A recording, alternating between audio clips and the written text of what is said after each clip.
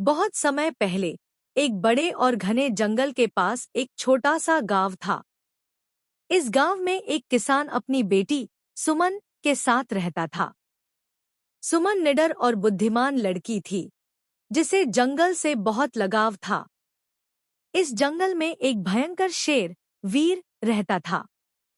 वह बहुत शक्तिशाली था और जंगल के सभी जानवर उससे डरते थे। गांव वाले भी उससे भयभीत थे क्योंकि वह कई बार गांव के मवेशियों पर हमला कर चुका था। लेकिन इस जंगल में एक लोमड़ी चंचला भी थी, जो बहुत चालाक थी। वह हमेशा शेर के इरादों को भांप लेती और अपने दिमाग से खुद को बचा लेती थी। एक दिन शेरवीर बहुत गुस्से में था क्योंकि कई दिनों से उसे सही शिकार नहीं मिला था। भूख के कारण उसने गांव पर हमला करने का सोचा। जब यह खबर गांव में फैली तो सभी बहुत डर गए। सुमन ने यह सुना और सोचा, अगर हम डरते रहेंगे तो शेर कभी नहीं रुकेगा। हमें कोई उपाय निकालना होगा। उसने गांव वालों से मदद मांगी, लेकिन सभी डर के मारे कुछ भी करने से हिचकिचा रहे थे। तब सुमन ने खुद जंगल जाने का फैसला किया। जब सुमन जंगल में पहुंची तो उसकी मुलाकात चंचला लोमड़ी से हुई। चंचला बोली, तुम यहाँ क्या कर रही हो, लड़की? यह जंगल बहुत खतरनाक है।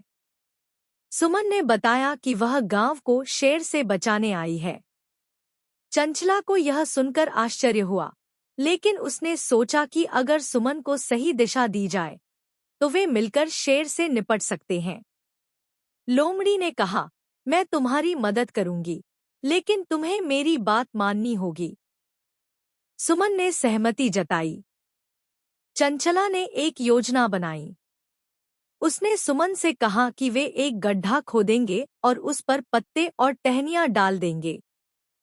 फिर वे शेर को वहां तक लुभाएंगे। सुमन ने गांव के कुछ लोगों को समझाया और वे सभी मिलकर एक गहरा गड्ढा खोदने लगे। कुछ ही घंटों में गड्ढा तैयार हो गया।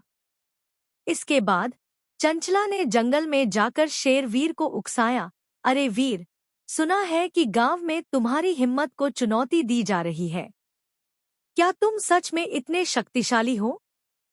शेर गुस्से में आ गया और चंचला के पीछे दौड़ा। जैसे ही शेर गांव के पास पहुंचा, चंचला उसे गड्ढे की ओर ले गई।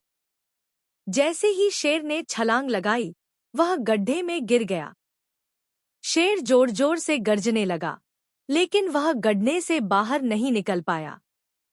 सुमन ने उससे कहा, तुम जंगल के राजा हो, लेकिन तुम्हारा काम डर फैलाना नहीं, बल्कि जंगल की रक्षा करना होना चाहिए।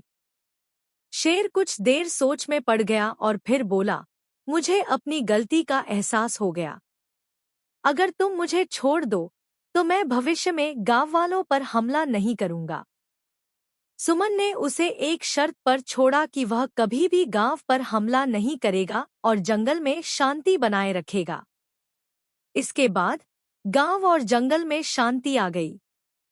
शेर ने अपना क्रोध छोड़ दिया। लोमड़ी चंचला ने अपनी बुद्धिमानी से गांव और जंगल के बीच मित्रता कायम कर दी और सुमन की बहादुरी ने सभी को प्रेरित किया।